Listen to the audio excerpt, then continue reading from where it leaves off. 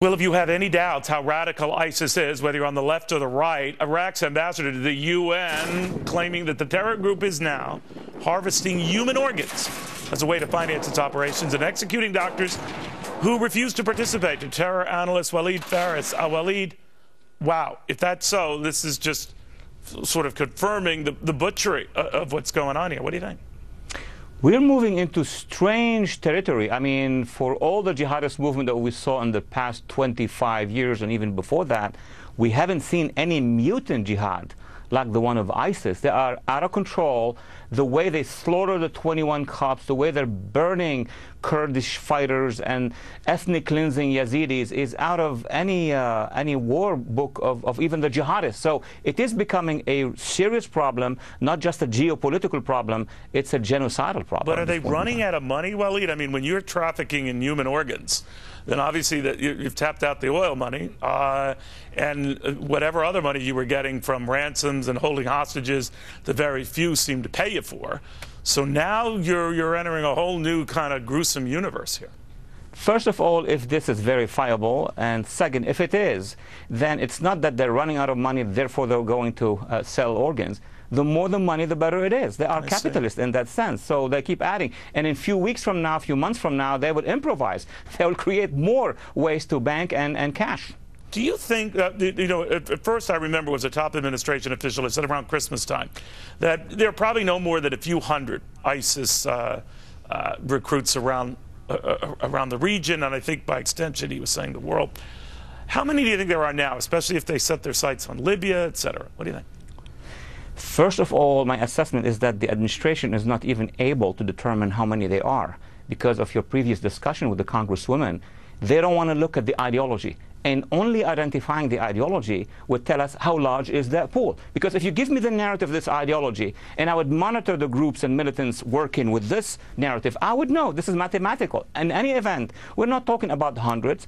We're not even talking about thousands. We're talking about tens of thousands if you add not just the ISIS operatives in Syria and Iraq, but now stretching to Libya, soon to be to Nigeria and Somalia, and perhaps very soon to Afghanistan. We're talking tens of thousands. Holy cow. Walid, thank you. And you were very early on how far this stretched and how many were involved. Walid Faris. All right. In the meantime, another two words sparking some controversy today. Ed Henry at the White House with more on that and those. Ed. That's right. Those two words, Neil, legitimate grievances that the president mentioned in an op-ed piece today in the Los Angeles Times to coordinate here with day two of this summit on what they call violent extremism. The president saying in this op-ed that the only way to succeed against violent extremism is to make sure that you can address legitimate grievances. Well, I asked Josh Earnest, what would those legitimate grievances be? What is he referring to involving terror groups? What might actually be legitimate that they could bring up that the White House wants to address? Listen. ISIS doesn't have any legitimate grievances. Are there any extremists that have legitimate grievances? The point of that element of the op-ed is to make clear that there is not just a need, but also a benefit to ensuring that countries that are carrying out counterterrorism operations within their borders do so with proper respect for universal human rights. Now, a lot of the president's op-ed dealt with helping Muslims deal with hardship. Interesting because his Homeland Security Secretary, Jay Johnson, also spoke today at this summit and was talking about discrimination against Muslims. So it's interesting that a lot of the focus of this summit about quote-unquote violent extremism is about the plight of Muslims, not necessarily about what to do, the strategy to actually defeat ISIS. One reporter pressed Josh Earnest today and said, look, is this a situation where this is just a talk seminar where you're going through an academic exercise studying the problem but not actually coming up with results? All right, Ed Henry at the White House. It's right in front of it, the Executive Office building. I said Executive Office building where the president will outline to reporters just what that strategy is in a larger sense. When he speaks, we'll be going there. In the meantime, New York Archbishop Timothy Dolan says it is time for Islamic religious leaders to speak up and say this is not Islam, this is a perversion of our faith. The cardinal making the comments after 21 Egyptian Christians were beheaded by ISIS. The Catholic League's Bill Donahue wonders why we're not hearing more from those leaders. And it's gone beyond that, right? To dozens more killed since. Well, I don't quite understand this president because he's very specific demographically speaking when he talks about the run-in between law enforcement and young black males. He doesn't say law enforcement has a problem with young men. He says he has a problem. They have a problem with men who are walking and driving while black. So he's very clear about the racial. I commend him for that because the problem isn't between law enforcement and young white males. It's between law enforcement and young black males. Why then can he not be demographically specific when it comes to identifying a strain of a world religion which is problematic today? Instead of talking about legitimate grievances, I don't know what the legitimate grievances are of the Klan when they were lynching blacks or Nazis while they were cremating Jews. Now, if you have the so-called moderate or not crazy Muslims speaking out against ISIS, as Egypt's president has, as clearly the king of Jordan has, militarily, the United Arab Emirates responding militarily, are they beginning to do what the cardinal was really strongly urging them to do? I think so. And you take a look all over the Middle East, Muslim leaders are speaking out. You see European leaders speaking out. Pope Francis was very clear the other day in his homily, in his statement in Santa Maria about this. So actually, they're kind of isolated, aren't they? I would say that the Obama administration and maybe academics always include the professors because they're going to be very tolerant of the people who are causing the problems Not the Italian ones, the West. though. As soon as ISIS raised Italy as a target, then all of a sudden things changed in Rome. Well, and I think even they're downplaying it because there was a direct direct threat. Absolutely there. Yeah, but this reticence is done out of political motivation. It's done to protect Muslim sensibilities. I'm not interested in putting it into the face of Muslims either. But what Cardinal Dolan is saying is we have a clear problem. Why can't the Obama administration do, as I said earlier, be as specific demographically in pinpointing where the problem is? What are we? We're not talking about the internment camps and with Japanese, and some Americans were saying all the Japanese were that way. We've made a lot of progress. And where are all these horror stories of Muslims today being victimized? Wouldn't we know this from the FBI statistics? And you've seen this before and reported on this before, where it's Christians, if they're executed or tortured, it doesn't get a lot of play. Maybe in this environment with ISIS and some of the crazy things that group has been doing, it's getting a little bit more play. But this kind of stuff has been going on for a long, long time, well before ISIS. So why doesn't it get much media exposure? Well, look, the hate speech against Christians, and I want to make very clear, I'm not comparing ISIS to what goes on in this country, but let's face it. If you turn on late-night talk shows, you turn on Bill Maher, who are they thrashing? Take a look at the news releases I put out daily. It's Catholics practically every single night. They don't go after Muslims.